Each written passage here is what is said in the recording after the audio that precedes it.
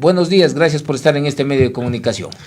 Muy buenos días, estimado Segundo, qué gusto saludarle a usted, a cada uno de los cuencanos, de los azuayos, desearles un excelente día y pues que se venga un feriado bueno y productivo para nuestros conciudadanos. Sobre todo con luz, que dice que no nos van a cortar la luz. No, afortunadamente llovió, llovió. Hay que alegrarnos, doctor Morales. Cuando el gobierno dice que a la Azuay y al Cañar no nos van a cortar la luz, ¿hay que alegrarnos de esto? Para nada, más bien debemos indignarnos, debemos levantar la voz, una gestión inoperante, negligente inclusive del gobierno, del Ministerio de Energía.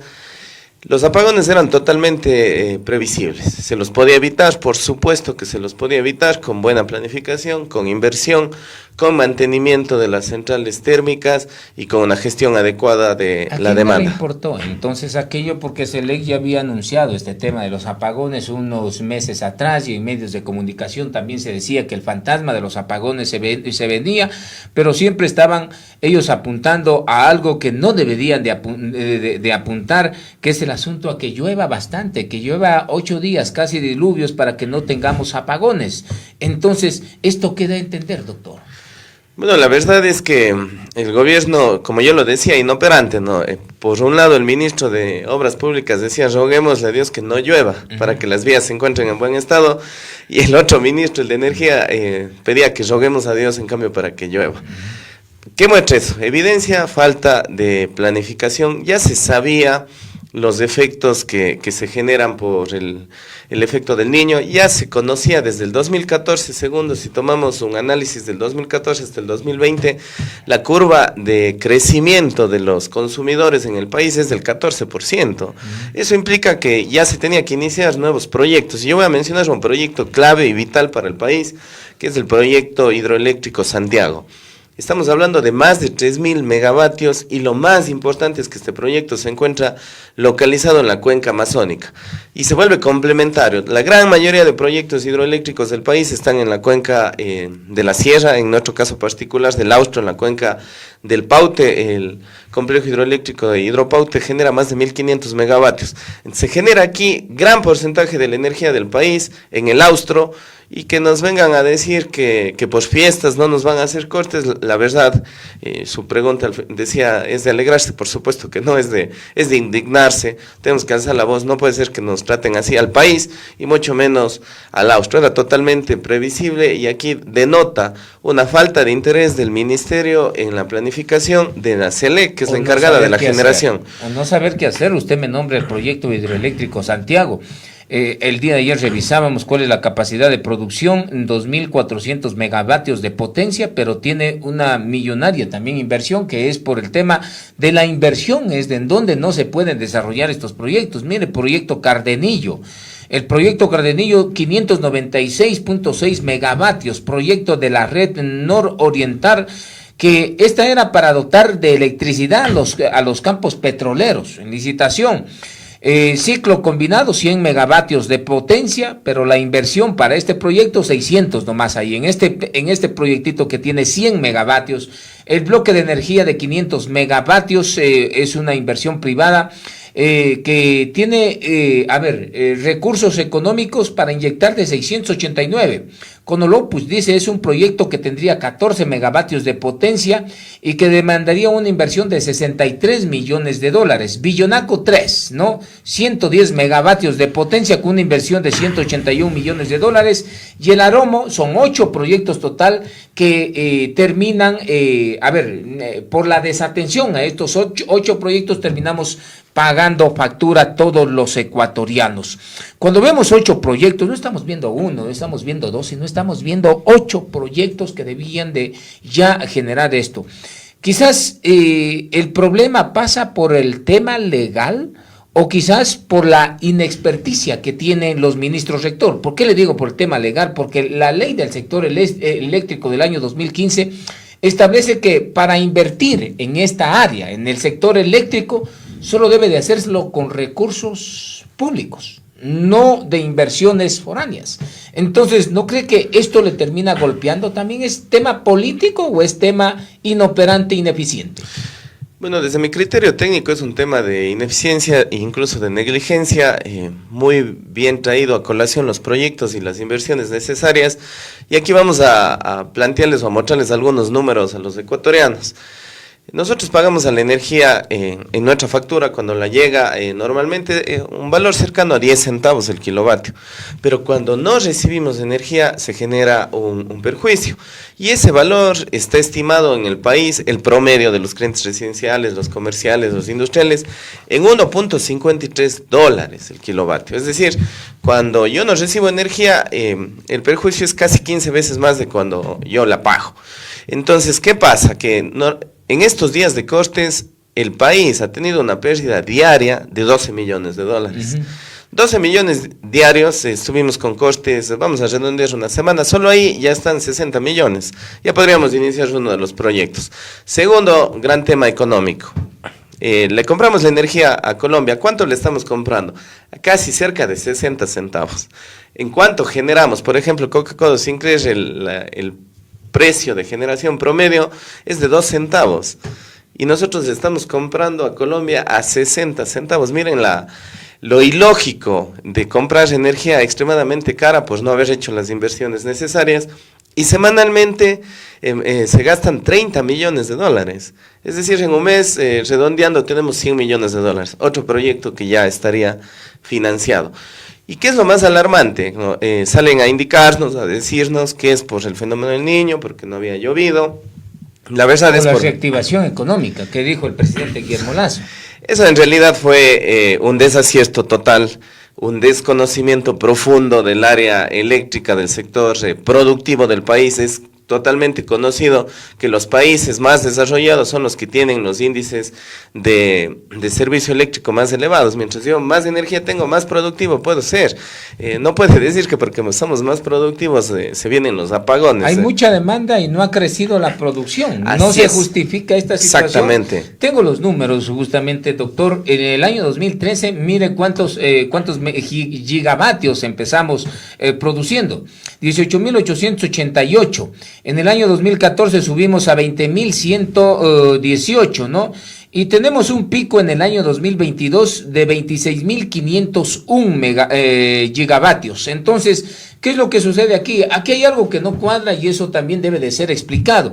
Es de que no ha venido creciendo conforme ha venido creciendo el otro sector. O sea, nos hemos quedado. ¿Y por qué nos hemos quedado? Nos van a preguntar, porque tenemos cerca de 8 proyectos que se han quedado archivados. Y eso, en otras palabras, es una inoperancia, eso es, una manera de no entender cómo funciona la política administrativa en nuestro país, y esto es no entender cómo funciona y hacia dónde queremos ir como Ecuador. ¿Qué piensa, doctor? Totalmente de acuerdo, los datos que usted presenta están correctos, adecuados. Yo lo decía al inicio de la entrevista, ha venido creciendo el consumo en cerca del 14%, esa tendencia estaba al alta como ocurre, hay más población, hay más consumo. Por otro lado, la generación, en lugar de ir creciendo, ha ido bajando esa producción. ¿Por qué? Porque no se ha dado mantenimiento. Hay centrales térmicas en Machala que están paradas, esperando repuestos. Hay centrales térmicas en la costa de nuestro país que también están paradas porque no tenían el combustible necesario. ¿Qué muestra eso? Nuevamente, yo recalco, es duro decirlo porque el país es el que paga las consecuencias, pero se nota una inoperancia, se nota una negligencia, una falta de planificación. Los apagones eran totalmente evitables y aquí nos deja una enseñanza muy fuerte y grande. Aparte de los millones que perdemos diariamente, los millones que pagamos a Colombia por una energía cara y térmica, necesitamos planificar. Nosotros anhelamos profundamente, estoy seguro que todo el país, que el siguiente gobierno, una de sus primeras acciones sea justamente generar un cambio primero por políticas públicas que permitan la inversión, Segundo, que recupere la inversión en el sector eléctrico. Sin energía no podemos generar productividad. Nuestros negocios están parados, el sector comercial parado, el sector industrial se ve afectado donde se generan los empleos. Y luego de eso, dar un mantenimiento total a todas las centrales, desde las hidroeléctricas, las térmicas, las que funcionan a través de GLP, y todas las centrales, que son más de 60 en el país, necesitan mantenimiento urgente. Doctor, ¿cómo nos golpeó también este tema y en qué nos afectó también a los ecuatorianos no tener la capacidad operativa de las hidroeléctricas como Coca-Cola Sinclair, por ejemplo, que tenía una capacidad operativa muy superior a la que hoy en día produce? O sea, nos ofrecieron un 100% y estaban unos 40% del tema de la producción. ¿Producto de qué? Producto de esta infraestructura precaria que nos dieron y que nos vendieron el humo por ahí. ¿Qué tanto nos afectó esta política de generar obras bastante interesantes, pero que al fin y al cabo terminaron con problemas netamente técnicos? Tener centrales hidroeléctricas cuya capacidad operativa está por debajo de lo que nos ofrecieron, producto de la mala obra que se hizo en el proceso de la Revolución Ciudadana. También es otra verdad, lamentable, no se habla mucho de que se hicieron proyectos de años atrás, es verdad, pero lo lamentable es que no están disponibles en un 100%. Por ejemplo, Coca-Cola Sinclair tiene cerca de 1.700 fisuras en su construcción.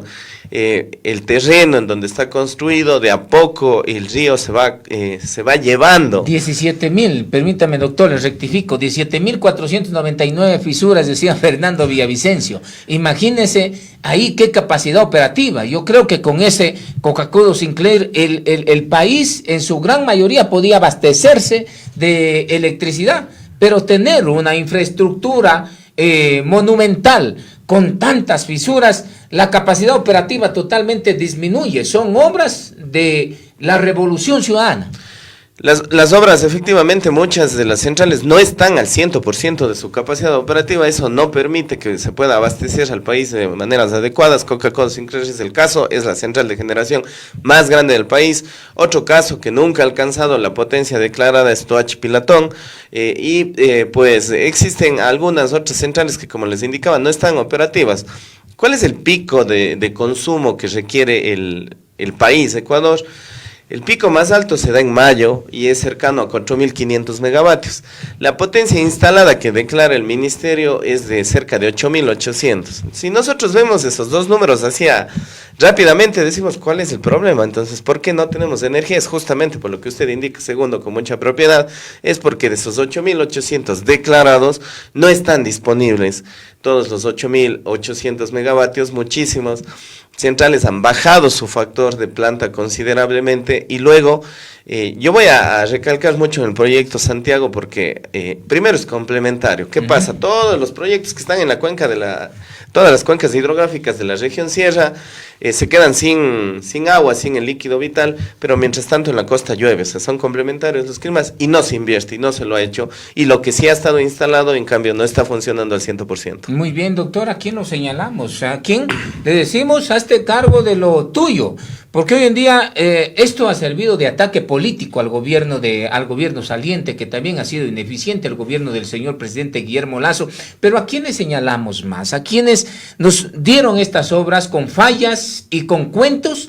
¿O a quienes inoperablemente no ejecutaron los 8 proyectos más que debían de ponernos en el país y no lo hicieron porque no les importaron? ¿Son los dos los responsables? Y aquí hay que dejar a un lado el tema politiquero, porque los unos dicen, miren qué es lo que pasa ahí, es porque no ejecutó, entonces no dio mantenimiento. Los revolucionarios tratan de lavarse las manos así. O sea, para ellos es, como hay un editorial muy bueno, léanselo en el Expreso del señor Aguilares, muy bueno, ¿no? Porque ya han perdido todo, la vergüenza, la cara dura y todo eso. Entonces dice, aquí los únicos responsables son quienes no dieron mantenimiento. ¿Pero ellos acaso no son responsables por construir obras mal hechas, con sobreprecios? Hay una responsabilidad totalmente compartida, ¿no? Los 3 últimos gobiernos con obras que no han sido concluidas en su totalidad o que si están concluidas no están al 100% de su capacidad, los gobiernos que no han planificado y los gobiernos que no han invertido. Es un tema de muchos años y la verdad, hablando desde un enfoque netamente técnico, sin nada de politizarlo, sí, es una responsabilidad compartida y le pertenece tanto al gobierno anteriores del presidente Correa como a los últimos gobiernos. Muy bien, doctor. Ahora, vamos a ver cuál puede ser la solución, porque ya nos ofrecen traer nuevamente las barcazas. Unas barcazas pueden ser la solución de aquello, nos van a vender la energía más cara, por un lado. Va a tener que pagar el país millones cuando tenemos capacidad, digamos, para generar y ejecutar todos estos proyectos. Usted decía la hidroeléctrica Santiago. ¿Qué nos puede salvar de aquello? ¿Traigamos las barcazas o no? A ver, en las últimas gestiones que hizo el presidente de lo anunciado, va a traer de Colombia toda la capacidad de la línea, que es cerca de 400 megavatios, 50 megavatios más que se ha comprometido a entregar Perú, ya estamos hablando de 450. Hasta ahí, en realidad, sigue siendo muy caro. Yo les decía, más de 10 veces de lo que se paga con la energía generada en el país. Y una solución de esas tres componentes, que sí es positiva, eso hay que decirlo, el sector privado con su autogeneración va a colaborar con 100 megavatios. Con eso no alcanzamos todavía. ¿Necesitamos cuántos? ¿608? Necesitamos, a ver, en los primeros días de cortes llegamos, nuestro pico era de cerca de 4.200 y con todos los recortes bajamos a 3.600, es decir, se pudo evidenciar que nos faltaban 600 megavatios. 600 megas y de las gestiones que indica el presidente se han logrado obtener cerca de 450, 500. Nos sigue faltando. Por eso anunciaron una reducción en los cortes después de esta gestión, que es urgente, que es parche. Hay que decirlo, la verdadera solución está en invertir, la verdadera solución está en planificar, en dar mantenimiento y en elaborar planes de gestión de la demanda y de eficiencia energética. No tengo nada en contra de los industriales, para nada. Yo estoy convencido que ellos generan empleo, trabajo, oportunidades, pero cómo enfoca el problema el ministerio está errado, a mi criterio muy técnico. ¿Por qué? Porque el mayor consumo se da en el sector industrial, después en el sector residencial y después en el sector comercial y público. ¿Qué quiere decir? No le estamos diciendo que le corte o le apague al sector industrial, pero sí que optimicemos, que movamos los procesos. Lo que ellos probablemente estén generando entre las 4 o 7 de la noche, lo muevan a las grandes empresas que trabajan 24/7, entre las 10 de la noche y las 6 de la mañana, donde se da el menor consumo y la energía es más barata. Entonces, con eso, ¿qué hacemos? Optimizamos el sistema. El sector público, las centenas de edificios que existen en el sector público deben tener criterios mínimos de eficiencia energética. Cuando usted abandona estos edificios de los ministerios en Quito, que son de 13, 15 pisos, tiene que con un temporizador apagarse la energía, tiene que cambiarse esta energía obsoleta ya por esta iluminación obsoleta por iluminación mucho más eficiente como la LED, y ahí podemos generar ahorros muy significativos. Esas son medidas no solo en el corto tiempo, sino para el mediano y el largo plazo. Esa es yo les decía, la solución parche que ha tomado el presidente. El salvavidas del presidente. El salvavidas que al final nos hace gastar más como país, nos hace gastar más pudiendo invertir en todos estos proyectos que tenemos, y la solución temporal es justamente estos cortes que se los está haciendo, pero tienen que ser mucho más equitativos, porque recordemos a quiénes son los primeros grandes afectados en los cortes, el sector rural. Así es, sí, bastante. Ahora, esto le va a salvar al presidente para terminar su periodo, porque ya muchos quieren que se vaya el señor presidente Guillermo Lasso, pero estos parches del tema de comprar a Perú, comprar a Colombia, traer las barcazas y todo, le va a ayudar al presidente Guillermo Lasso para que prácticamente no sea tan señalado como hoy en día es, con sus declaraciones tan desacertadas y tan fuera de lugar como hoy en día genera a los ecuatorianos, doctor. Pero aquí, ¿hacia dónde apuntamos? ¿Hacia dónde apuntamos? Porque no podemos esperar que solamente deba de llover, pues hay otros tipos de energía, o si usted muy bien lo sabe, las energías no convencionales y todo aquello, entonces debemos de cambiar ya esa matriz energética de solamente esperar que nos llueva para tener energía, o hacia dónde debe de ir el país. Bueno, primero la eficiencia energética, es lo primordial y lo vital. Eso le puede bajar el pico de consumo en no menos de 500 megavatios y desplaza inversiones fuertes. Segundo, cuando implementamos eficiencia energética tiene que irse de la mano con las energías renovables.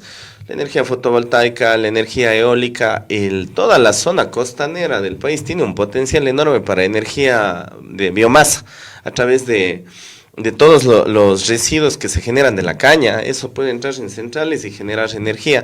Entre Quito, en los exteriores, ya llegando a la frontera de Pichincha, hay un proyecto geotérmico de muchísimos megavatios, más de 150 megavatios que pueden inyectarse a la red o al Sistema Nacional Interconectado. Entonces, las energías renovables tienen que ser impulsadas fuertemente, con inversión, y luego en algún tema que ya lo tratamos al inicio, segundo, pero no lo abordamos y creo que es el momento indicado, en cambio de la regulación y la normativa que permita, que abra la oportunidad para invertir en la generación. En la transmisión y en la distribución estamos totalmente de acuerdo, son oligopolios naturales.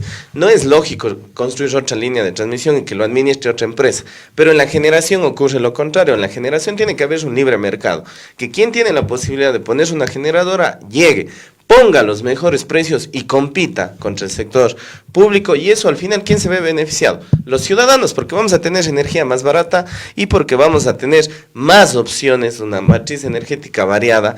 La energía térmica se la ha satanizado muchísimo.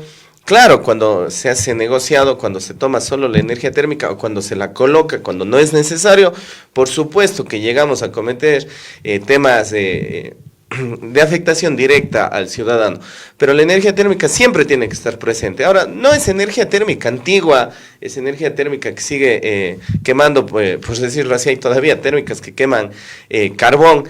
Hay nueva energía térmica que es contemporánea, actualizada, que es mucho más eficiente, más barata y por supuesto permite que la matriz energética sea variada.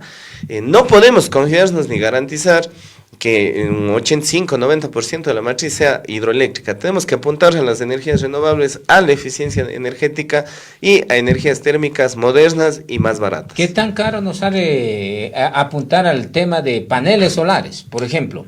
Bueno, los paneles solares en la última década han tenido un decrecimiento en sus costos abismal. Voy a poner un ejemplo nada más sencillo para que también lo vayamos pensando como solución para sus hogares.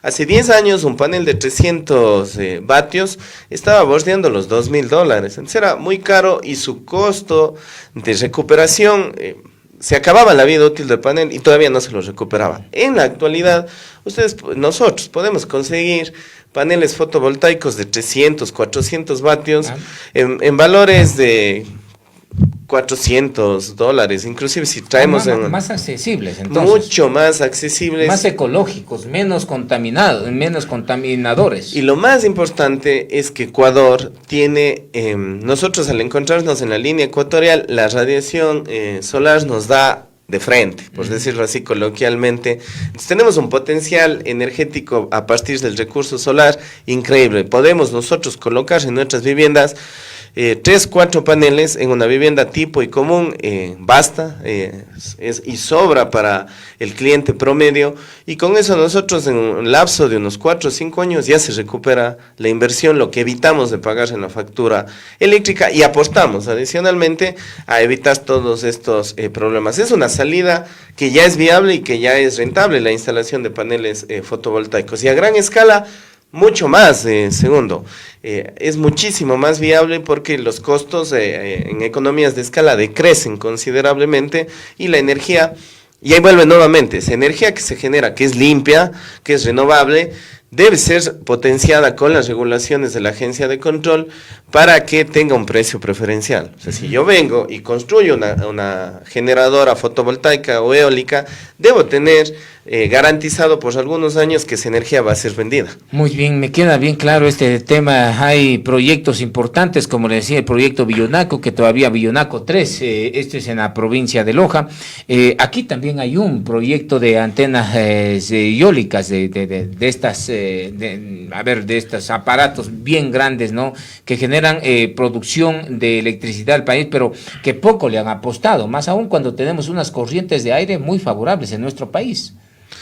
Sí, en realidad hay más recursos solar disponible para el país. El Atlas Solar nos muestra que prácticamente tenemos recursos solares en todo el país, en todo el territorio. Y la energía eólica sí tiene también un potencial interesante, pero está más localizada. Por ejemplo, en Loja, en Santa Isabel, donde hay un proyecto de Legaustro de Huascachaca, por Imbabura. Esas son las zonas en donde se debería desplegar también energía eólica, pero la fotovoltaica, el recurso está presente en todo el territorio. Perfecto, doctor Diego Morales, le quiero agradecer por estar A usted, segundo.